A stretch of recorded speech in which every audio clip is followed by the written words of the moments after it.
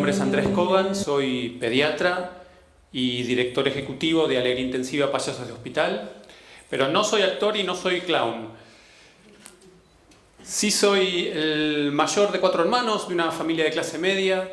Mi madre es docente, mi padre es comerciante y siempre debí trabajar para sustentar mis estudios. Y mi primer trabajo fue como maestro de jardín de infantes, el cual duró durante los 7 años de mi formación como médico. También trabajé con niños y adolescentes en recreación, en actividades al aire libre, en deporte, en campamentos. Y hacia el 4.º año de mi carrera, la mayoría de las materias se dictan en un hospital escuela, en mi caso, en la provincia de Buenos Aires. Esto para mí fue como un despertar, fue la primera vez que pude ver con mis propios ojos a la pobreza, al dolor, a la desnutrición, al desarraigo y a esas familias, niños y sus padres que luchaban por sobreponerse a esta realidad que les era absolutamente adversa. Y fue la primera vez que pude comenzar a entender que todo lo que venía estudiando en libros de textos tenía una aplicación real, concreta, en la vida de las personas y que podía modificarla.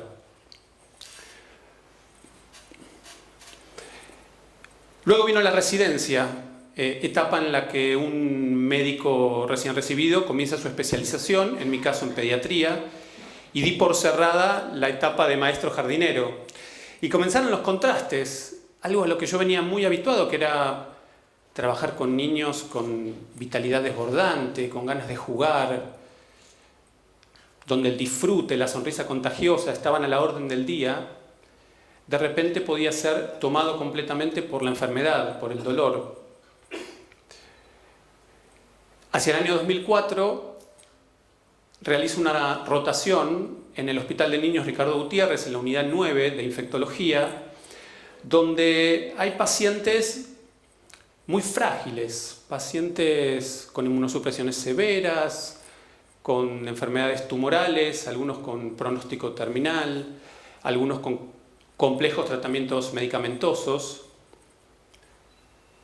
Pero aún ahí, con estos pacientes con este grado de fragilidad, si uno prestaba atención, podía encontrar destellos de esa vitalidad que aparecían, y si uno lo tomaba, lo estimulaba, lograba traerlo a la superficie.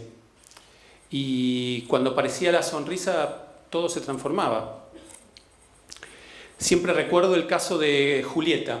Julieta era una adolescente de entre 13 y 15 años que llevaba prácticamente la mitad de su vida luchando contra una leucemia.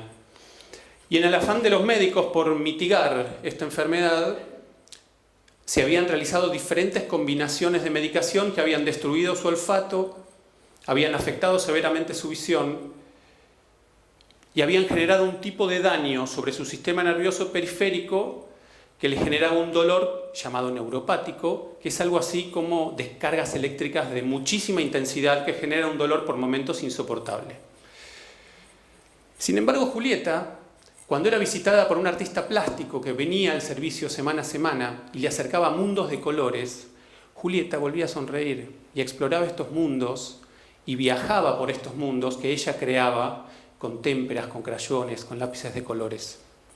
Y lo mismo sucedía cuando venía un músico a visitar también el servicio, semanalmente, y le traía diferentes instrumentos musicales. Y jugando con las melodías, Julieta sonreía nuevamente y dejaba el dolor atrás.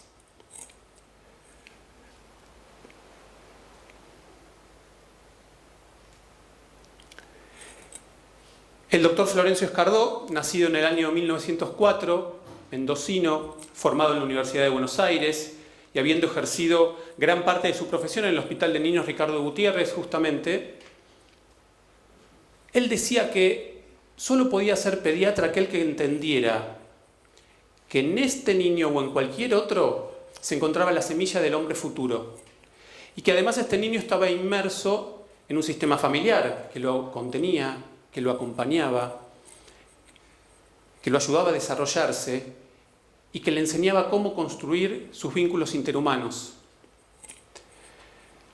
Escardó derrumbó dos grandes paradigmas de la internación en pediatría de su momento y transformó la pediatría en la Argentina y en el mundo para siempre. Pero es bueno repasar qué es un paradigma, ¿no es cierto? Un paradigma es un conjunto de creencias, de convicciones que son funcionales para determinado grupo de personas y para una época determinada. Un paradigma es ley hasta que es desbancado por un nuevo paradigma. Para la comunidad científica, un paradigma es un modelo de abordaje a problemas conocidos que da soluciones en respuesta a estos problemas y que son funcionales para determinada comunidad, en este caso la comunidad científica. A mediados de los años 40, los niños se internaban solos en los hospitales, en la Argentina y en el mundo. Algo que parece un disparate total, era el paradigma de la época. Los niños enfermos se despedían de sus padres y eran cuidados en los hospitales por voluntarios, por enfermeras, por médicos, por cientos de residentes que hacían exámenes clínicos día a día, y sus papás los visitaban en el horario de visitas. Algo que parece una locura hoy, era lo que sucedía en ese momento. Escardó se enfrenta a la comunidad científica del momento y los hace entender que hay que modificar el paradigma por el de la internación conjunta. Ya nunca más los niños se internarían solos.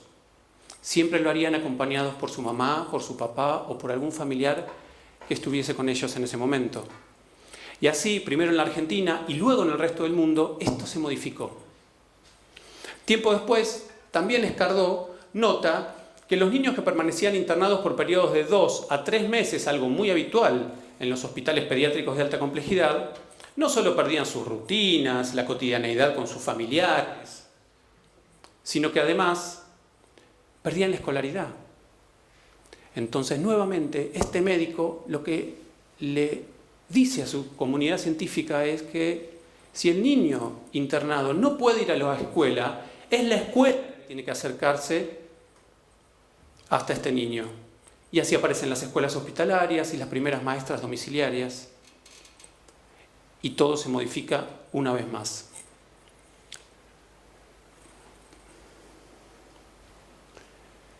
Mariano Rosenberg, gran amigo mío de la infancia, profesor de educación física, y luego estudiando medicina juntos en el mismo hospital escuela, hace un camino parecido al mío. Niños sanos, vigorosos, jugando, haciendo deporte, yendo de campamento, y luego el contraste con la enfermedad, el dolor, el desarraigo, la pobreza. En un viaje familiar a Brasil, donde Mariano tiene gran parte de su familia, conoce la organización Doutores da Alegría, una organización que llevaba payasos profesionales a trabajar en los hospitales, payasos en hospitales. Sin embargo, cuando Mariano me lo cuenta, siento que todas las piezas comienzan a encajar. El clown, la técnica del payaso, como disciplina, entrena al artista en dejar atrás el miedo al ridículo. El clown es torpe, es inocente, es divertido y no tiene miedo a perder. A su vez, el clown, en su formación, toma herramientas del teatro, del circo, de los malabares, de la acrobacia, del mimo, de la música. Tiene un muy buen manejo de la voz. O sea, estábamos hablando de artistas de sólida formación y que estaban siendo entrenados para adaptar aquello que hacían muy bien en un contexto teatral, pero esta vez en un contexto diferente como es la internación en pediatría. Tiempo después viajo a Barcelona, conozco la organización Palapupas, una organización de payasos profesionales de hospital, y ahí empiezo a entender que esto que estaba sucediendo era una gesta a nivel mundial. Se estaba otra vez cuestionando el paradigma de la internación en pediatría y había nuevos actores que entraban en escena.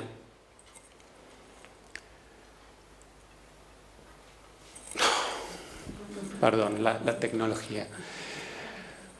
Y ahí todo comenzó. En el año 2008, con Mariano fundamos la organización Alegría Intensiva Payasos de Hospital, la primer organización de payasos profesionales de la Argentina, con el objetivo general de mejorar la experiencia de internación en pediatría de los niños y con la misión de llevar alegría a los niños enfermos o hospitalizados, a sus padres y a los profesionales médicos y no médicos, utilizando como lenguaje y herramienta el clown. ¿Qué nos proponíamos? Nos proponíamos cambiar nuevamente el paradigma de la internación en pediatría, otra vez desde la Argentina y hacia el resto del mundo, poniendo nuevamente en el centro de la escena al niño internado. Porque lo que observábamos como médicos es que los hospitales han sido construidos para los médicos, no para los pacientes internados. Que desde su concepción sistémica no se ha tenido en cuenta las características intrínsecas de la infancia, ni sus procesos evolutivos, y mucho menos su lenguaje por excelencia, que es el juego. Así fue como con Mariano convocamos a Irene Sexer, una artista clown reconocida, de sólida formación. Se hizo la selección del primer equipo de artistas y los entrenamos en bioseguridad, esto es, qué cosas hay que tener en cuenta para que este equipo de artistas se desenvuelva en forma segura en un contexto absolutamente diferente como es el hospital. Realizamos con ellos una adaptación al medio hospitalario. Les dimos pautas acerca de cuáles son las características típicas de los niños internados. Y comenzamos nuestro trabajo el 6 de junio del año 2008 en el Hospital de Pediatría Garrahan, semana a semana, mes a mes, año a año, desde 2008 a esta parte. Y por supuesto se han ido agregando payasos y hospitales sin pausa. Siempre recuerdo con mucho cariño y como uno de los oradores decía hace un ratito, como combustible emocional en este trabajo, una historia de los primeros meses de trabajo en el hospital, la historia de Marcelo. Marcelo era un chico de entre 8 y 10 años que estaba internado en el hospital luego de un accidente de tránsito y estaba enyesado de la cabeza a los pies. Duro. Una pareja de nuestros artistas, el doctor Jessico Ternura y el doctor Bolsillo, llegan a la puerta de su cuarto, piden permiso para ingresar y Marcelo, con gesto adusto y una mueca de desinterés, los habilita a que pasen, pero sin quitar los ojos del televisor donde se estaban retransmitiendo los goles de los partidos de fútbol del fin de semana. Entonces el doctor Jessico Ternura, que advierte esto que estaba sucediendo, comienza a relatar la jugada que se estaba retransmitiendo en ese momento, pero esta vez con Marcelo como protagonista. Y el doctor Jessico Ternura lleva la pelota, cruza el círculo central, avanza, mira la cancha, lo ve a Marcelo sobre el flanco izquierdo, lo ve al doctor Bolsillo sobre el flanco derecho, sigue avanzando, le da un pase a Marcelo, quien se saca de encima 2 defensores, le devuelve la pelota, avanzan hacia el centro del área. El doctor Jessico Ternura le hace un pase largo, casi llegando hasta el banderín del córner al doctor Bolsillo, quien tira un centro. Cuando Marcelo va corriendo hacia el segundo palo, el doctor Jessico Ternura al primer palo, salta Jessico Ternura, no llega, salta Marcelo, cabecea, pega en el palo y ¡gol! En ese momento, Marcelo grita el gol desde el fondo de sus entrañas, en un desahogo infinito. Marcelo había corrido por el campo de juego. Marcelo estaba siendo ovacionado por miles de fans en el estadio de fútbol. Marcelo se estaba abrazando con sus compañeros de equipo. Marcelo había dejado atrás 10 kilos de yeso que lo aplastaban contra la cama. Los artistas habían leído la situación, habían logrado intervenir con elegancia, sutilmente, casi quirúrgicamente, y todo se había transformado. Y poco a poco en ese cuarto, el vínculo con Marcelo, con las enfermeras, con los médicos, con el personal de limpieza, todo se fue modificando. Acá empezamos a entender que el camino que habíamos iniciado no tenía vuelta atrás, que el cambio de paradigma era un hecho, más tarde o más temprano esto iba a suceder y había que seguir adelante. Ya aprendí, ¿vieron? Alegría Intensiva hoy. Contamos con 18 artistas de staff, 8 programas de hospital, 5 de los cuales se desarrollan en algunos de los hospitales pediátricos más importantes de la Argentina. Hemos firmado un convenio marco con el Ministerio de Salud de la Ciudad de Buenos Aires. hemos recibido una declaración de interés sanitario y social por parte de la legislatura porteña, una similar por parte del Senado de la Nación, múltiples declaraciones de interés por parte del Ministerio de Cultura de Ciudad de Buenos Aires y, como muchos de ustedes sabrán, recientemente se ha promulgado la Ley de Payasos Profesionales de Hospital dentro del ámbito de la provincia de Buenos Aires, algo que marca un hito para la pediatría de la Argentina y del mundo, porque es la primera ley de estas características a nivel mundial. Y de alguna manera empieza este proceso difícil de transformación del paradigma de la internación en pediatría, que es lo que nos proponíamos años atrás y es lo que hoy empieza a consolidarse poco a poco. Muchas personas como ustedes hoy en el auditorio, que se sensibilizan con lo que les cuento, con la historia de Alegría Intensiva, con nuestra misión, nos acompañan mes a mes asociándose a Alegría Intensiva y dándonos su apoyo. Empresas como Thomson Reuters desde hace varios años nos incluyen dentro de sus causas en sus programas de responsabilidad social corporativa. Y todos juntos estamos siendo testigos de este cambio de paradigma, de esta transformación que vuelve a poner al niño en el centro de la escena y entendiéndolo como sujeto con necesidades particulares y no como un adulto chiquito.